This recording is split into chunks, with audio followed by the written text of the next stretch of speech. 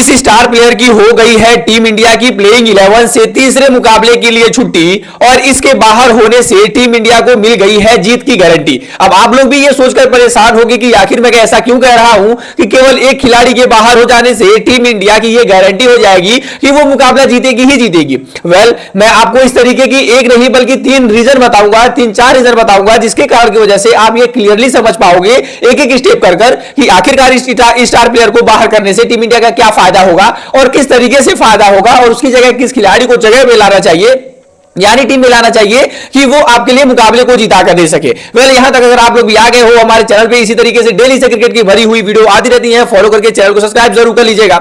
सबसे पहले आप सभी को पता होगा कि कल यानी 2 तारीख को भारतीय टीम जो है वो अपना तीसरा T20I मुकाबला ऑस्ट्रेलिया के खिलाफ खेलने उतरेगी होबार्ट में, और ऐसे तौर पर होबार्ट में यह मुकाबला खेला जाना है। और तीसरे मुकाबले से पहले आप देखोगे तो टीम इंडिया में बदलाव की आशंकाएं जताई जा रही हैं। तीसरे मुकाबले में बदलाव की आशंकाएं इस वजह से जताई जा रही हैं क्योंकि आप देखोगे कि अब यहां से 2 मुकाबला बीत चुका है, 3 मुकाबले और बचे हैं। 5 मुकाबलों की ये जो सीरीज है अब केवल 4 मुकाबलों की रह गई है। पहला मुकाबला तो बारिश के कारण से धुल गया था और तीसरा मुकाबला टीम इंडिया के लिए इसलिए इतना ज्यादा इंपॉर्टेंट होगा क्योंकि अगर टीम इंडिया तीसरा मुकाबला नहीं जीतती है तो ऑलमोस्ट ये कंफर्म हो जाएगा कि ऑस्ट्रेलियाई टीम ये सीरीज जो है वो जीत चुकी है, या फिर ये कंफर्म हो जाएगा कि कम से कम ऑस्ट्रेलिया ये सीरीज जो है वो गंवाने वाली नहीं है, क्योंकि 4 मुकाबलों की सीरीज है। अगर 2 मुकाबले ऑस्ट्रेलिया जीत जाएगी, आने वाले 2 मुकाबलों में ऑस्ट्रेलिया को सीरीज जीतने के लिए केवल 1 मुकाबला चाहिए होगा और वहीं पर भारतीय टीम को दोनों के दोनों मुकाबले जीतने होंगे ताकि वो सीरीज को ड्रॉ करा सके, ना कि वो सीरीज को जीत सके। यानी इस डिफरेंस से आपको पता चलता है कि कहीं ना कहीं ऑस्ट्रेलियाई टीम आगे हो जाएगी अगर वो तीसरा मुकाबला भी, तीसरा T20I भी जीत लेती है तो। ऐसे तौर पर हमें कहीं ना कहीं दूसरे मुकाबले में जिस तरीके से हमारी बल्लेबाजी कोलैप्स हुई, जिस तरीके से हमारे जो प्लान थे उसमें कुछ ना कुछ तो बदलाव होने ही चाहिए और आपको बदलाव होते हुए दिखेंगे भी। तो टीम इंडिया में कुछ बदलाव होंगे, चलिए एक एक करके बातें करते हैं। लेकिन तीसरा जो बदलाव मैं आपको बताऊंगा आप भी मेरी बातों पर विश्वास जरूर करोगे और मेरी बातों पर आप कहोगे कि हाँ ये बदलाव तो टीम इंडिया में होना ही चाहिए। सबसे बड़ा बदलाव है और सबसे बड़ा जो मैं कहूं तो टीम के लिए चिंता है वो है ओपनिंग पोजीशन यानी सुमन गिल। जी हां, सुमन गिल को जब अचानक से 1.5 सालों के बाद T20I में मौका मिलता है तो सारे लोग हैरान थे क्योंकि सभी को पता था कि अगर सुमन गिल आएंगे तो वो ओपन ही करेंगे क्योंकि वो T20I में ओपन ही करते हैं। ऐसे तौर पर वो जब टीम में आएंगे यानी ओपन करेंगे तो एक ऐसे खिलाड़ी की जगह जाएगी जो टीम के लिए काफी ज्यादा क्रूशियल है और वो खिलाड़ी थे संजू सैमसन। और आप देखो एशिया कप से अभी तक संजू सैमसन ने कुल 9 मुकाबले खेल लिए हैं। जी हाँ, यानी एशिया कप में 7 मुकाबले और 2 मुकाबले इस टूर पर, और 9 मुकाबलों में अभी तक सुमन गिल के नाम जो हाईएस्ट स्कोर है वो 47 है और 9 मुकाबलों में एक 50 भी सुमन गिल के नाम नहीं है। तो इससे आप समझ सकते हो कि ये कितनी ज्यादा बड़ी बात है कि जब आपके नाम पिछले 9 मुकाबलों में एक भी 50 नहीं हो और फिर भी आपको टीम इंडिया लगातार बैक कर रही है। मतलब आप तो जो वरुण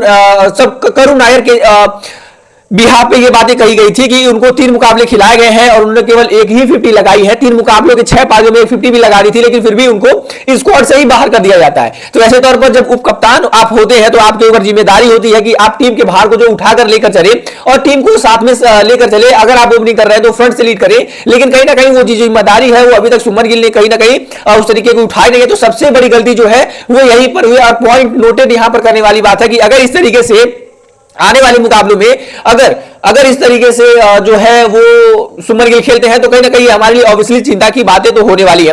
वहीं पर नंबर दूसरे पे जो बदलाव होना चाहिए वो होना चाहिए शिवम दुबे को लेकर। अब आप लोग कहोगे कि यार शिवम दुबे की गलती क्या है। शिवम दुबे ने ऑलमोस्ट दूसरा मुकाबला था वहां पर 2 गेंद खेली थी, एक गेंद पे उन्होंने चौका लगाया था एजलक के और दूसरी गेंद पे एजलक के वो कैच हो गए थे। तो ऐसी 2 गेंद खेलकर उन्होंने गलती क्या कर दी। दरअसल गलती उनकी नहीं है, गलती मैनेजमेंट की है। अगर मैं ये कहूं तो गलत नहीं होगा क्योंकि अगर आप देखो शिवम दुबे है वो एक प्योर ऑलराउंडर खिलाड़ी। हमने एशिया कप में देखा कि उन्होंने अच्छे खासे विकेट भी निकाले थे। और ऐसे तौर पर जब आप उनको एज अ बल्लेबाज के वाली खिला रहे हो तो उनको खिलाने से बेटर ये बढ़िया है कि आप रिंकू सिंह जैसे खिलाड़ी को खिलाओ जो एक प्योर बैट्समैन है। क्योंकि कहीं ना कहीं अगर आप बैटिंग की तुलना करोगे शिवम दुबे और रिंकू सिंह में, हालांकि मैं किसी को बेस्ट नहीं कह रहा हूं, लेकिन अगर आप शिवम दुबे को खिला रहे हो तो टीम इंडिया ने दूसरे मुकाबले के दौरान 14 ओवर की गेंदबाजी की थी जहां पर ये पिच होती है वो जो है पिच फ्रेंडली होती है। तो ऐसे तौर पर शिवम दुबे को गेंदबाजी क्यों नहीं गई। 14 ओवर में एक भी ओवर उनको डालने का मौका नहीं मिला।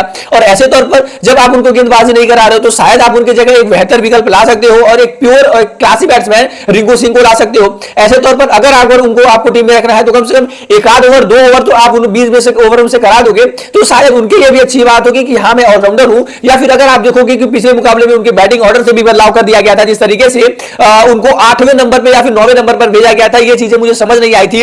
जिस तरीके से उनके साथ इस तरीके की हरकतें की गई थी, कहीं ना कहीं उस खिलाड़ी की भी गलती नहीं है कि आखिरकार वो किस तरीके से रन बनाएगा। आप बताओ पिछले मुकाबले में ऑलमोस्ट ओपनिंग पेयर को छोड़ के हमने हर एक खिलाड़ी के बैटिंग पोजीशन में देखा कि वो बदलाव हुए थे। तिलक वर्मा जो तीसरे नंबर पर आकर 50 लगाते थे, सेंचुरी लगाते थे, उनको तीसरे नहीं चौथे नंबर पर खिला देना था, लेकिन उनको 5वें नंबर पर भेजा गया।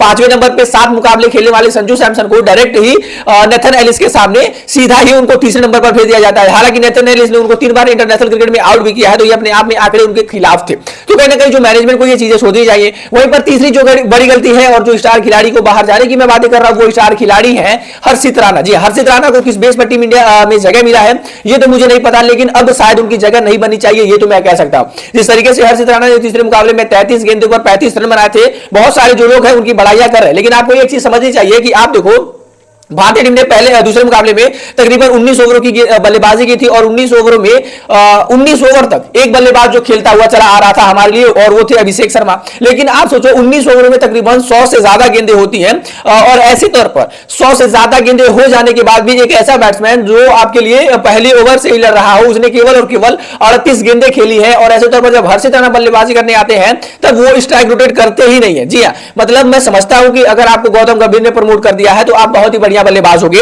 लेकिन आपको यह चीज समझनी होगी कि आपके सामने एक ऐसा बैट्समैन है जिसके लिए पिच भी अलग बिहेव कर रही है और वो लगातार स्कोर कर रहा है, तो कम से कम आपका ये अनुभव बनता है कि कम से कम आप उसको सिंगल दो। लेकिन मैं बता दूं कि जिस दौरान हर्षित राणा ने 33 गेंदें खेली, इसके दौरान अभिषेक शर्मा ने आधा गेंदें